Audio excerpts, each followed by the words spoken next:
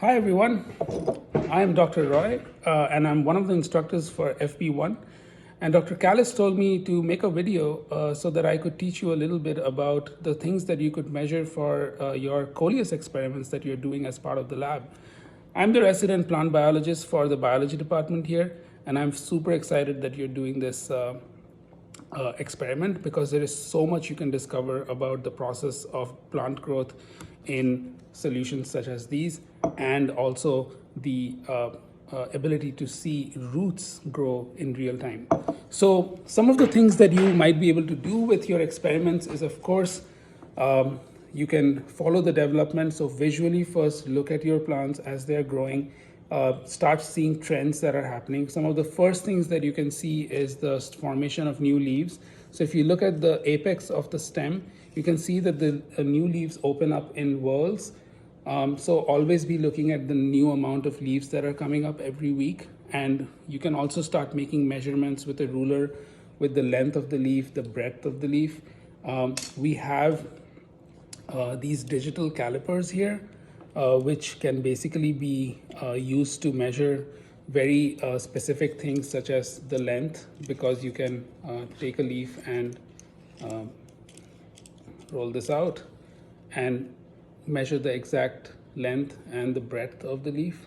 So I don't know if you can see it here, but I'm basically grabbing the edges of the leaf here, and then that gives me a digital readout that I can read and record.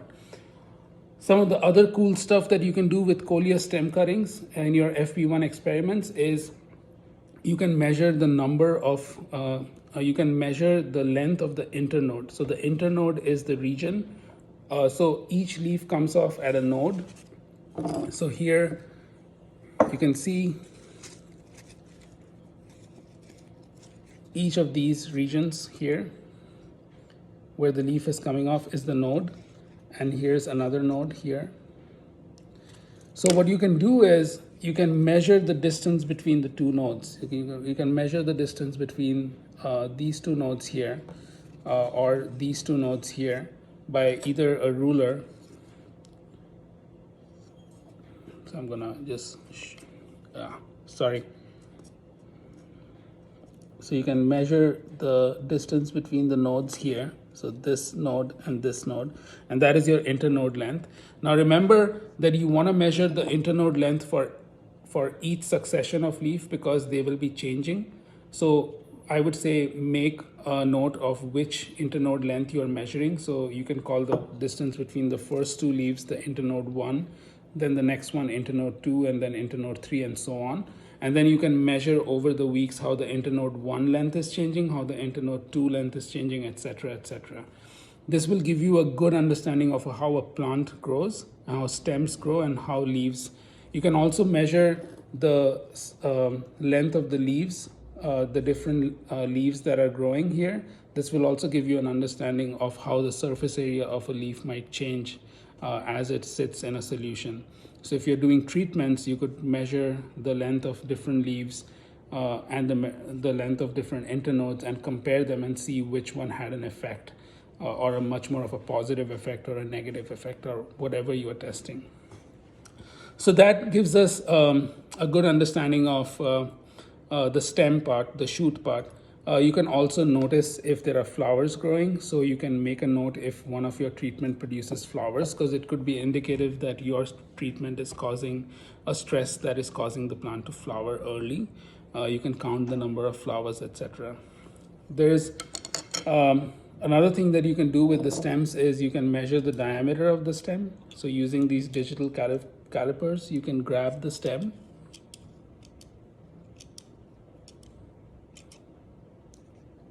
and you can see I'm lightly grabbing the stem here, and this gives me a readout that gives me the diameter of the stem. I would say take the diameter of the stem in at least two regions of the plant, because the diameter of a plant stem usually is not uniform. So you can do one at the bottom, at the base, and one at the top region, okay? So that will give you an understanding of how the diameter of the stem might be changing. The next thing that is really cool in this experiment that it lets you measure root morphology data, because that's not usually possible when you have plants growing in the soil, because you'll have to rip out the plant and shake off the soil and then measure the roots. But here you can do a bunch of cool stuff. The first thing you can do is you can find the number of root nodes that have come up. So you can see each of these roots has come up from a region of the stem. I don't know if you can see it, but basically you can count how many nodes there are where the roots are coming out from. So for example, I can see that there's 1, 2, 3, 4, 5, 6, 7 just in the base of the plant, and then you can move up and keep counting them. And that's every week you can count them. You can make a measure of how many roots are emerging. The other thing you can do is you can find the farthest distance that a root has come out from. So if you can measure the root that is the farthest away from the base of the stem, you can find this distance. This distance will also vary depending on your treatments. So this could be a powerful thing for you to find a trend in. Maybe some treatments will lead to roots emerging from much farther away from the base of the stem. In some, maybe they won't come from so far away from the base of the stem. Who knows? So the number of root nodes, the number of roots that are coming out, and also the length of the or the distance of the root that is farthest away from the base of the stem could be a powerful thing that you can collect data on. You can also, if you're interested, if you're feeling up for it, and I highly recommend it because I love plants, you can basically find the length of the longest root or the length of a couple of roots that are growing. You could just lay them out. And of course, this is an older plant, so it's been growing for a while. So this will be easier when you're working with your cuttings that have just started roots emerging. You can measure the length of the longest root by just laying it out on the ruler and just measuring it, and then recording that. Now remember, if you're gonna do the rate of root growth, you have to somehow mark the root that you're gonna be measuring every week, because you don't want to measure a different root segment coming out every week. You want to track the same root segment every week so that you can measure its rate of growth. So it's very important that you somehow mark. One thing you can do is you can put a Sharpie mark on the root, and it will be a little bit blue and it might affect it, but it will help you track the root. So that is one way I do it. You can also put some kind of a indicator that it was the second root from the bottom or something like that.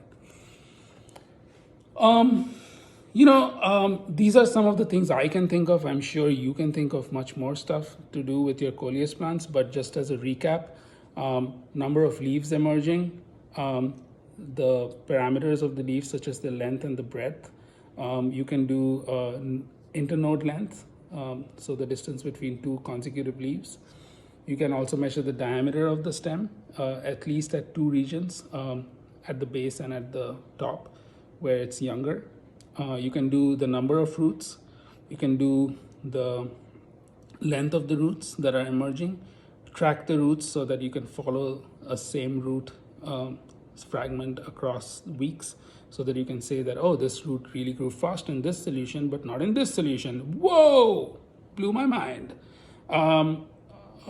And finally, just look at your plant and be inspired as to what you can measure, because you never know what you might see in your treatments, and you might be like, you know what, this looks awesome. I'm gonna measure this and I'm gonna see if there is a trend in it, and if that supports my hypothesis or not.